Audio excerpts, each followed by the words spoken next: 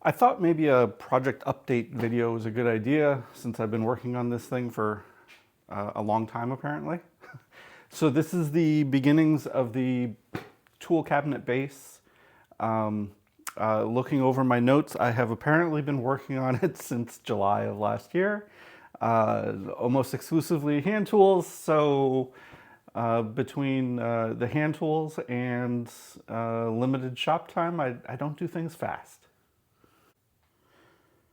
So here's the current state of the cabinet. I've got the whole carcass is dovetailed together, and there are some internal dividers here to support the weight, as well as to support the drawers, and then of course there's the face here. The drawer spaces are divided into a 3-4-5 ratio, just like the rest of the cabinet. That is 3 wide, 4 wide, 5 wide, 3 tall, 4 tall, 5 tall. And I don't know, I think that's a fun and useful variation, right? So there's some stuff that will fit better in a small drawer and some stuff that will fit better in a large drawer. So theoretically, I've got lots of space for everything. The actual heights, the top row is like 4 3/4.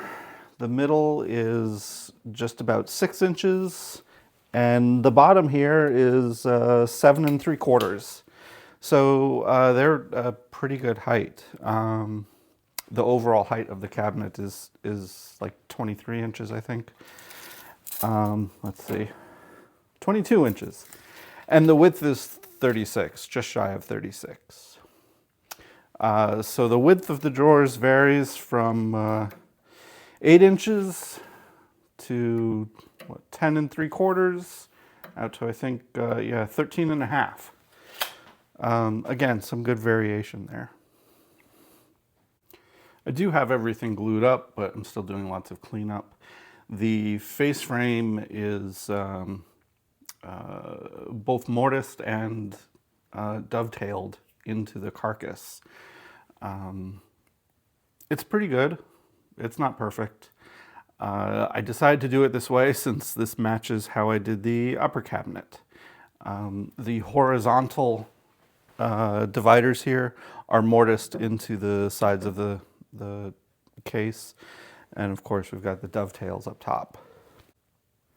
The dovetails all look pretty good. The one you're looking at here, I've squished some sawdust and glue into the spots that weren't perfect, and I think it looks pretty great now. The others are not so great.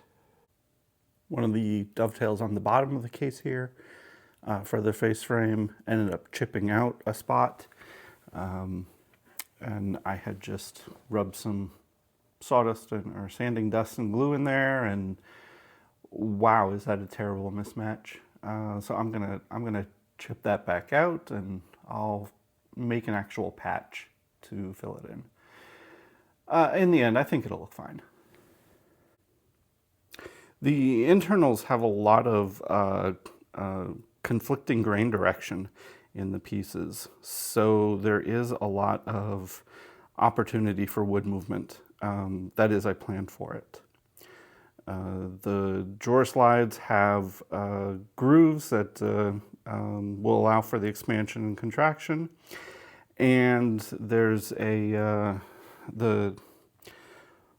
mortises in the back of the supports are not glued and overly long, so that can just stretch out. That is, only the front is actually glued. The truth is that you're not here to see the front, you're here to see the sides. The sides are the special thing. I was really hoping to find some curly spalted maple to match the top, and it simply does not exist. So I went with 2 very different options. I think it looks pretty good. Here's a closer look at the left side. This is a maple slab. Started out, this is the work that I really started back in July. I was resawing this to get it to thickness. But obviously there's a lot of character on here that's going to look really awesome with some finish on it.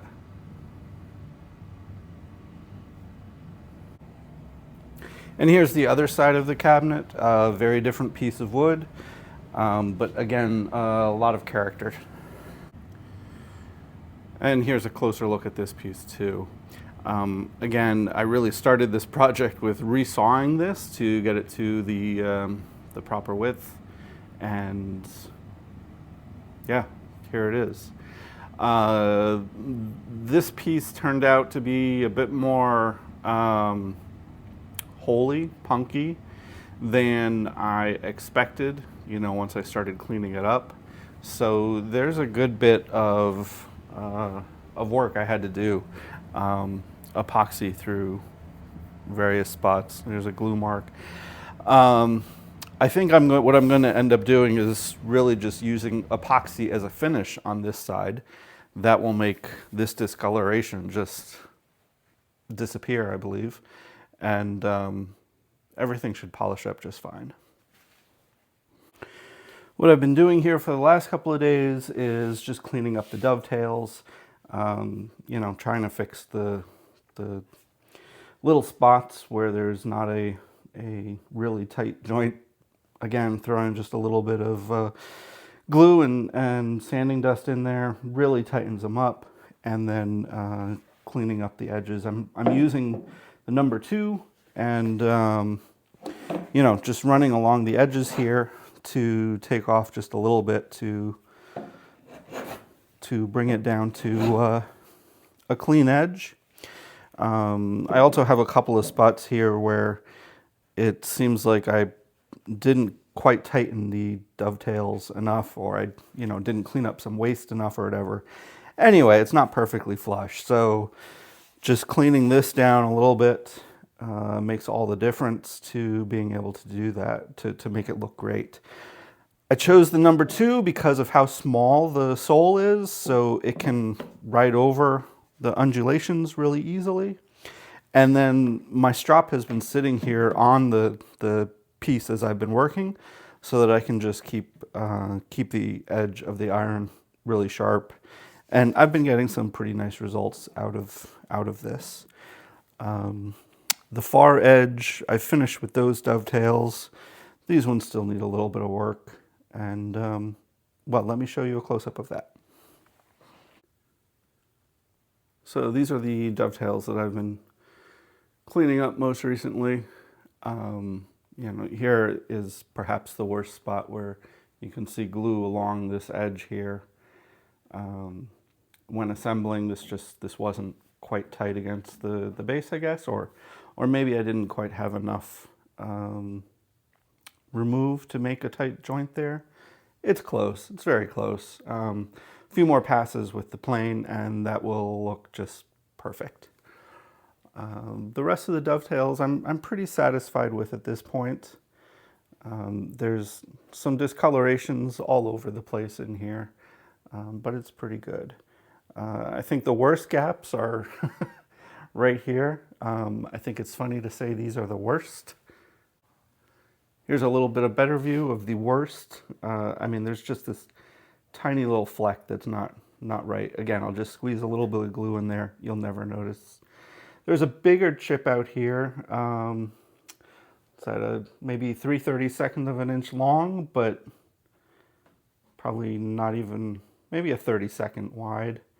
Again, a little bit of glue and sanding dust, and nobody's going to be able to tell that was not designed to look like that.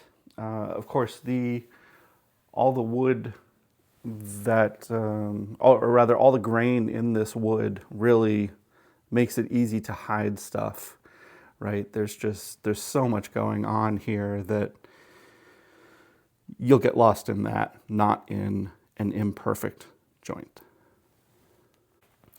I haven't tackled this side of the cabinet at all yet. It's pretty much the same story. The corners need a little bit of work to tighten up the dovetails, and I think it'll probably look pretty good after that. Feet will go down here. I made some really simple feet. They're just blocks, but I put these leveling feet in it. So I can use those to help keep the cabinet off of the cement floor, just a hair, more than a hair. But that'll also be a great way to help prevent any moisture from getting sucked up here, as well as if we do end up ever having a flood, I can know that you know, this is sitting just a little bit off the floor, just enough that you know, hopefully it stays okay. I didn't mention the back of the cabinet at all, but this is just a couple of pieces of poplar that have been rabbeted, and I've got a few screws holding them in. That's it. I'm not great at estimating how long one of these projects is going to take, and I am even worse at estimating how much shop time I'm going to get in a week or a month even. So yeah, I've been working on this for many, many months. I thought by Thanksgiving I would be at about this place with it, but hey, I am a little behind that schedule.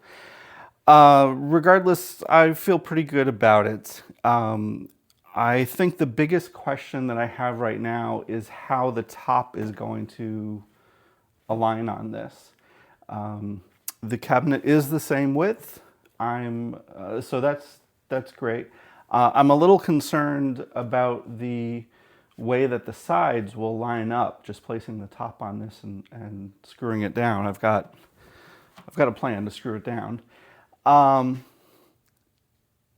So I'm not sure if that's gonna work out great. I think my backup plan is making sort of another layer in between the top and bottom. You know, just a single board thickness that can be sort of like a little bit of trim sticking out, you know, all along. You know, maybe it just sticks out like a 1/4 or 3/8 of an inch, and you know, is like maybe 3/4 of an inch tall, and that would definitely hide any variation in the wood between the top and the bottom. Again, this is all done by hand, so I'm not thinking about things like ultimate flatness or anything, so I don't have a whole lot of confidence that anything is absolutely perfect and going to be an exact match. So that might be a good way to hide it. But I figured I would try it and just see what happens. I think the only other thing that I'm focused on is I've got the feet made and I have to screw those in, but then I also have a piece of curly maple to make sort of a kicker or molding around it. And I don't know what I'm gonna do for that. Like, how will it be designed? What will it look like? Will there be, you know, cutout shapes or anything? I haven't decided yet. So that's it. That's the end. This is the current project, and this is where I am. Thanks for watching. If you got questions, comments, put them below.